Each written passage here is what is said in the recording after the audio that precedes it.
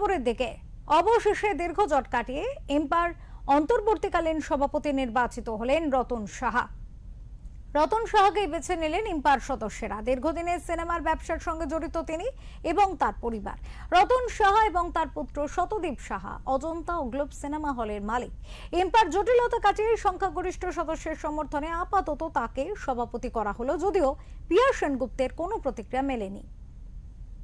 মৃত্যুঞ্জয় রায় পুষ্পস্তবক দিয়ে আমাদের প্রেসিডেন্ট শ্রী রতন সাহা মহাশয়কে বরণ করে নেবেন। মৃত্যুঞ্জয় রায়। অবশেষে দীর্ঘ জট কাটিয়ে ইম্পার অন্তর্বর্তীকালীন সভাপতি নির্বাচিত হলেন রতন সাহা। তিনি এসএসআর মিডিয়ার কর্ণধার। দীর্ঘদিনের সিনেমার ব্যবসার সঙ্গে জড়িত তিনি এবং তার পরিবার। রতন সাহা তার পুত্র শতদীপ সাহা অজন্তা ও গ্লোব সিনেমা হলের মালিক।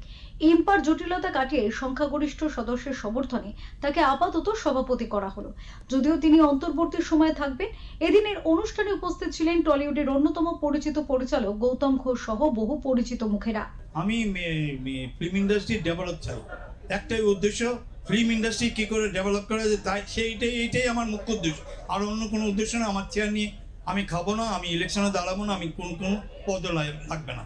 যেদিন আমি দেখবো আমার কাজ শেষ, আমি সেদিন নিজে থেকে জবাব যোগ্য ব্যক্তি পেলে আমি নিজেই ছেড়ে দেবো।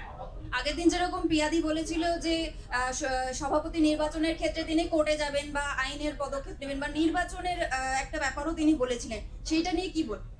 উনি যা ইচ্ছে করতে পারে, আমার কিছু বলতে পারবো না। উনি আইনের পদক্ষেপ নেবেন না অন্য কিছু নেবেন, আমি ওনার মনের ভিতর কি আছে আমি জানি না।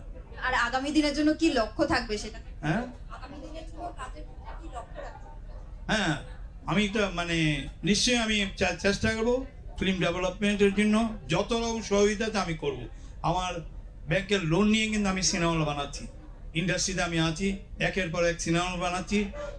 আমার টার্গেট আছে 100টা সিনেমা হল করার। 100টা সিনেমা হল যেদিন হয়ে যাবে এই বেনিফিটটা কিন্তু সিনেমা ইন্ডাস্ট্রি পাবে। সুতরাং আমি এখন যে কারণে আমি আটকে গেছি, এই সরকার আমাকে সেইভাবে সহায়তা, ওরা আমাকে ডিভাইড অ্যান্ড রুল চালু করেছে, আমাকে বিজেপি বানিয়ে রেখেছে। আমি বিজেপি না, বিরোধী পার্টি বলে মেনে রেখেছে। সুতরাং এই বিরোধীকে আমার অনেক কিছু ইনডাইরেক্টলি আমার যত সিনেমা হলতে সবগুলো ব্লক করা আছে। কারণ আমি তখন ধীরে নীতি চালু করেছি, নাহলে এতদিন আমার কাছে অন্তত 100 সিনেমা হল হয়ে যেত না। এটা তো আমাদের বাধ্য করানো হলো অ্যাড হক বেসিসে।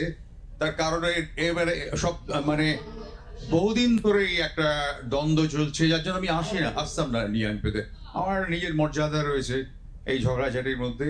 ফলে আমি আশা করি যে নতুন কমিটি, নতুন সভাপতি এবং যারা অনেক দিন ধরে ডিপ্রাইভড, সবাই মিলে ইএমপি কে দাঁড় করাবে। কারণ ইএমপি একটা অত্যন্ত গুরুত্বপূর্ণ সংগঠন, যেটা ফিল্ম ইন্ডাস্ট্রিকে সাপোর্ট দেয়, ফিল্ম ইন্ডাস্ট্রিকে শক্তি যোগায়, ফিল্ম ইন্ডাস্ট্রির স্পিরিটটাকে ধরে রাখে।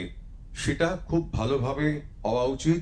এর একটা বিরাট ঐতিহ্য রয়েছে, ফলে সেই ঐতিহ্যকে এগিয়ে নিয়ে যাওয়ার দায়িত্ব আমাদের সবার। না, এটা সাধারণ নির্বাচন হবে, ঘোষণা করলোই গণতান্ত্রিক পদ্ধতিতেই হবে। কারণ এর যেটা ঘোষণা করলো, খুব কিছুদিনের মধ্যেই একটা নির্বাচনের পরিকল্পনা করা আছে। অবশ্যই এটা তো বিএনপির নিয়ম মেনেই করতে হবে। গত শুক্রবার ইম্পার অফিসে কার্যত ধুন্ধুমার কাণ্ড ঘটে। দুই পক্ষের মিটিং এর মাঝপথে বেরিয়ে আসেন পিয়া সেনগুপ্ত। যদিও পরে ফের মিটিং শুরু হয়, কিন্তু কোনোভাবেই পদত্যাগ করতে রাজি হননি পিয়া। তিনি আইনি পথে হাঁটার কথাও জানান সংবাদ মাধ্যমে। তারপরেই ফাইল নিয়ে বেরিয়ে আসতে দেখা গেলে চোর চোর স্লোগান ওঠে ইম্পার অফিসে। মুহূর্তের মধ্যে তুমুল ধস্তাধস্তি, হুলস্থুল কাণ্ড ঘটে যায়। সে সময় শারীরিকভাবে অসুস্থ বোধ করতে থাকেন পিয়া সেনগুপ্ত। বলতে পারবো না, ওনারা অপমান করে যাবেন, আমাকে অপমানটা নিতে হবে। কেন? আমারও তো বলার অধিকার আছে। আমার কাছে আমি কথা বলতে গেছি, আমার মুখের উপরে একজন অতনু রায়, গায়ের উপরে অতনু বোস, সরি আমি তখন থেকে অতনু রায় বলে যাচ্ছি। অতনু বোস, সে আমাকে ছেড়ে আসছে। আমি থানায় যাব, কারোর কথা শুনবো না। অনেক সহ্য করেছি, অনেকদিন ধরে ছেড়ে আসছে। আপনারা এখানে সমস্ত ফুটে যাচ্ছে, সিসিটিভি ফুটেজে ফুটে যাচ্ছে। এরা কারণে ছেড়ে আসছে একটা মহিলার উপরে, কোনো ভদ্রভাবে কথা বলছে না। আমি এখন থানায় যাবো। সোমবার ইম্পার সদস্যরা জানিয়েছেন ভবিষ্যতে স্বচ্ছ পদ্ধতিতে ভোট হলে স্থায়ী সভাপতি নির্বাচন হবে। ততদিন পর্যন্ত অন্তর্বর্তীকালীন দায়িত্বে থাকবেন রতন সাহা। যদিও রতন সাহাকে সভাপতি হিসেবে মেনে নিতে অস্বীকার ইম্পার আগের সভাপতি পিয়া সেনগুপ্তের।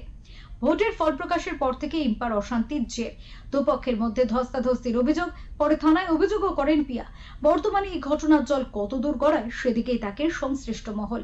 ক্যামেরায় রবি দত্তের সঙ্গে সহেলী বিশ্বাসের রিপোর্ট, ওঙ্কার বাংলা।